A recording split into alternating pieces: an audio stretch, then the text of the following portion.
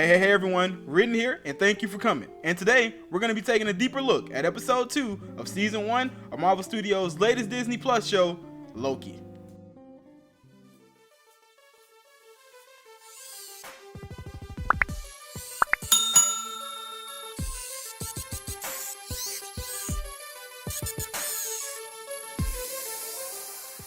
Welcome back everyone, and it's finally that time of the week again to dive into the latest episode of Loki, titled Variant, which is obviously a call out to the not one but now two versions and variants of Loki that we have running around on our screens. Announced today after the release of episode 2 of Loki, it would seem the hopes and dreams of people like me who preferred the weekly releases of Disney Plus content on Fridays are now officially squashed, as it's been decreed that Disney's original TV shows will now premiere on Wednesdays, followed by their movies on Fridays. This doesn't come as too much of a shock, as the idea has been floating around for a while now that there will be some shifting in their scheduling moving ahead, as Loki's Wednesday releases had already started to sort of indicate.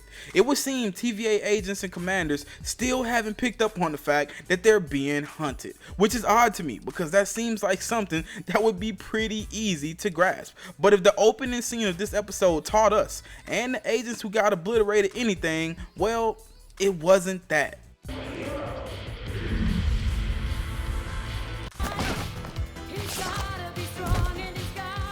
I love the 80s throwback that we got here, although it was actually the 80s doing a rendition of a much further away time at what seemed to be a live action role-playing event, or maybe even a Renaissance themed festival of some sort. The action here early on was very much welcome, and I really liked the fact that it continued to build upon the mystique of our unknown foe, relaying to us just how formidable this variant truly is, getting away with Hunter C-20 played by Sasha Lane, along with her wrist module that now gives Loki B the power to open her own portals. And if the butt kicking right out of the gate wasn't enough, the encounter between Loki A and Miss Minutes we got next for sure had to be, as it was both funny, charming, and informative as to just how advanced it appears the technology behind the cheerful mascot must be.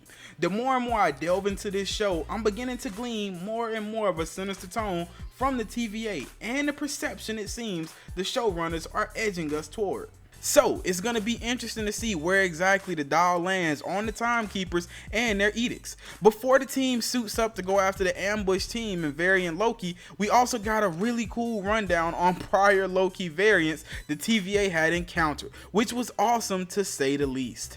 Among the many iterations that we see, we get a blue version of Loki and a bit of a modified version of his old getup, who has obviously embraced his Frost Giant heritage, followed by Loki it would seem picked up a few things from Lance Armstrong, no doubt having cheated in classic Loki fashion to win the Tour de France. And it even seems that somehow, somewhere, there is a Loki Hulk blend shredding up man-made structures, which is exciting and hilarious in its own right for so many reasons.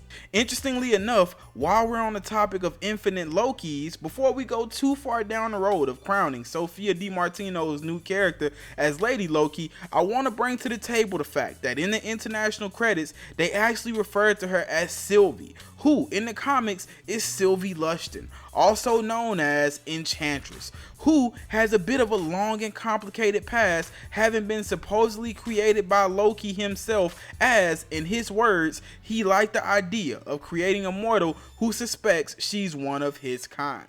It'll be very interesting to see how the MCU proceeds, and if this Lady Loki variant is in fact Enchantress and a being of Loki's own making. One thing we can definitely say for sure now, 2 episodes into this show, is that the pacing is much more accelerated than what we saw in Falcon and the Winter Soldier as well as Wandavision.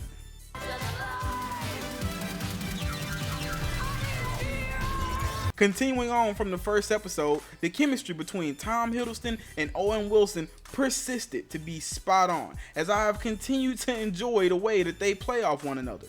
When Loki and the team portal into the Oshkosh scene, obviously late to the party, I was anticipating them catching up to our variant here. But when it didn't happen, it did give me a sense that we would at least see her before the end of the episode, which we ultimately do. We have a saying in Asgard, where there are wolf's ears, wolf's teeth are near.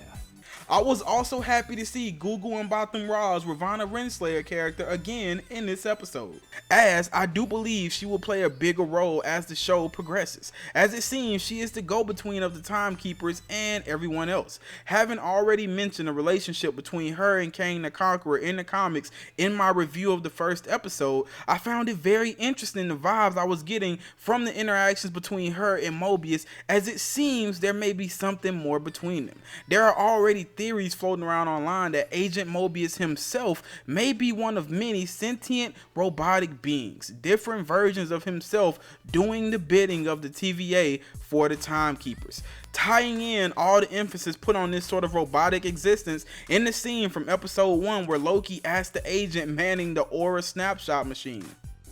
Please confirm to your knowledge that you are not a fully robotic being and do in fact possess what many cultures would call a soul. Which will make a lot of sense based off the back and forth we got between Ravonna and Mobius, as she points out the other rings on the table and the Franklin D. Roosevelt High School pen that Mobius takes interest in coming from one of her other agents and not him. Possibly even Kang. If the TVA does end up being evil and all the agents such as Mobius, Hunter B-15, C-20, Ravonna, and possibly even Kang end up being robots with no free will or even knowledge of their highly advanced artificial existence, this show could get very, very, very interesting. One of my favorite aspects of this show may end up being the fact that Loki is playing a time-hopping detective of sorts.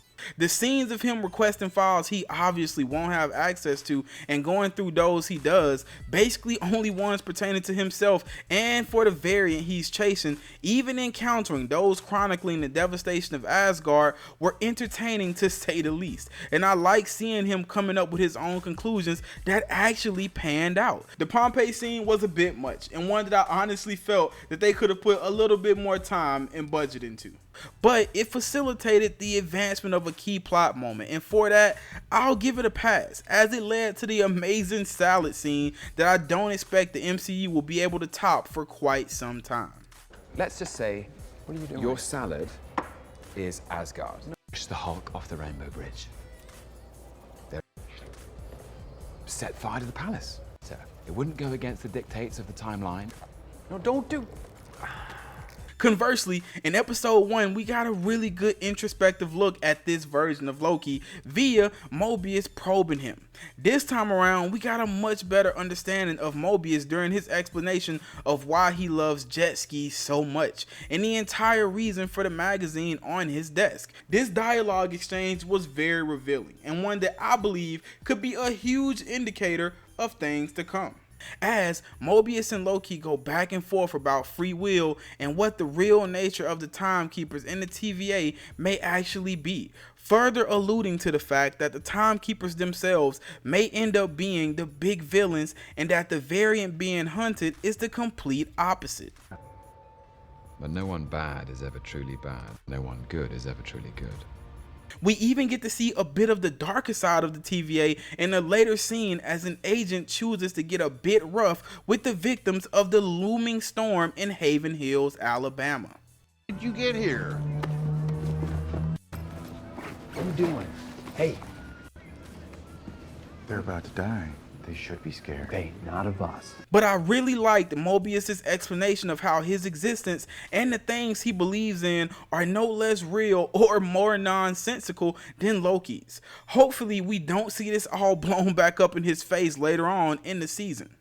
Because if you think too hard about where any of us came from, it sounds kind of ridiculous. When our team finally does track down the variant in Haven Hills, Alabama in the midst of a disastrous hurricane, our setting couldn't have been more perfect and ominous. The Rocks Cart store is obviously a deep cut Easter eggs from both the comics and earlier MCU properties, as the Rocks Incorporation has been around for a very long time, primarily being a nefariously known natural resources company who has their hands in just about everything. We've actually seen them before, as they had a presence in each of the Iron Man films, such as when the Rocks Incorporation sponsored a driver for the race in Monaco where rival Tony Stark and their car were tragically attacked by Ivan Vanko.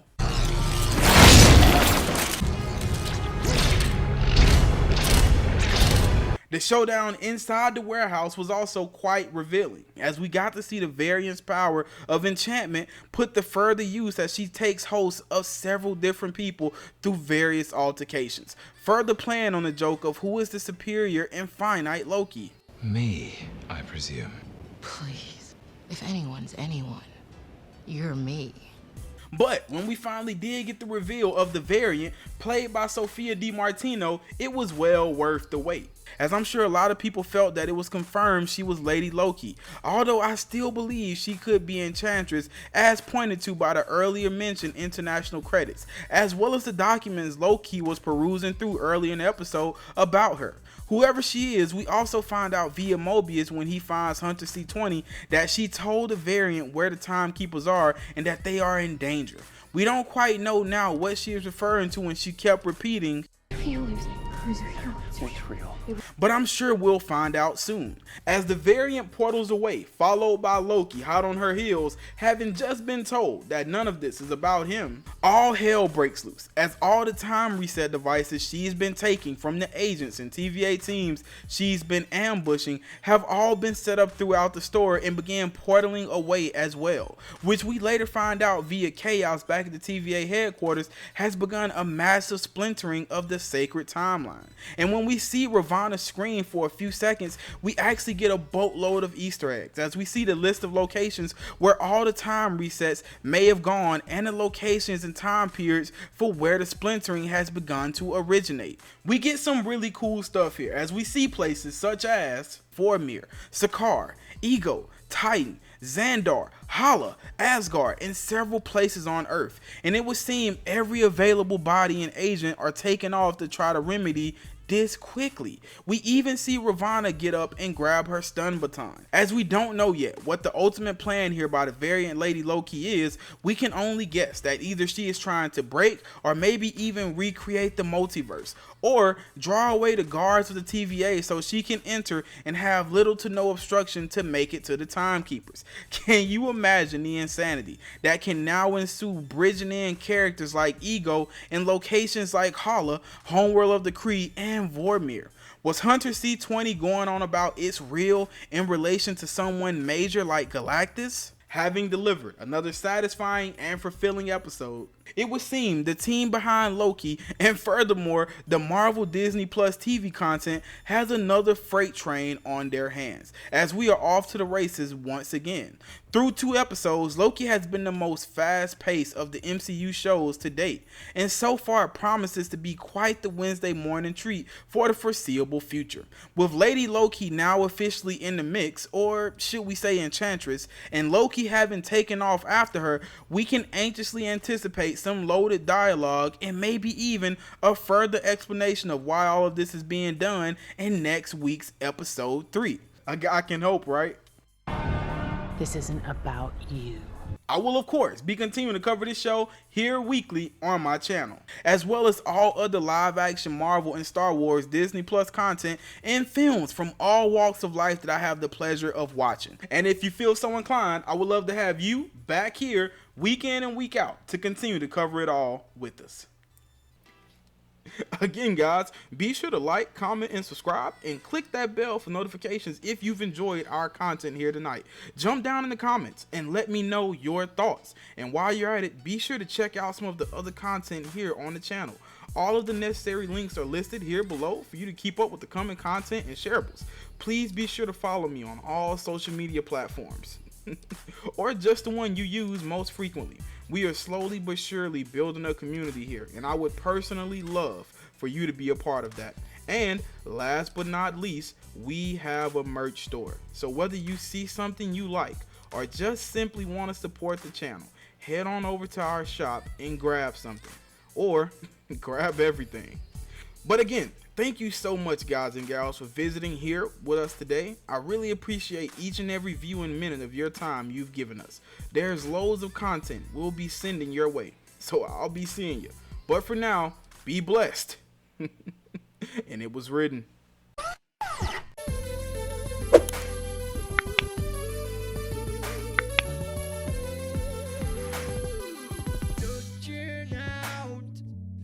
Across the nighttime, the city sleeps. inside. Yeah, hear her voice, shake my window, sweet seduce inside.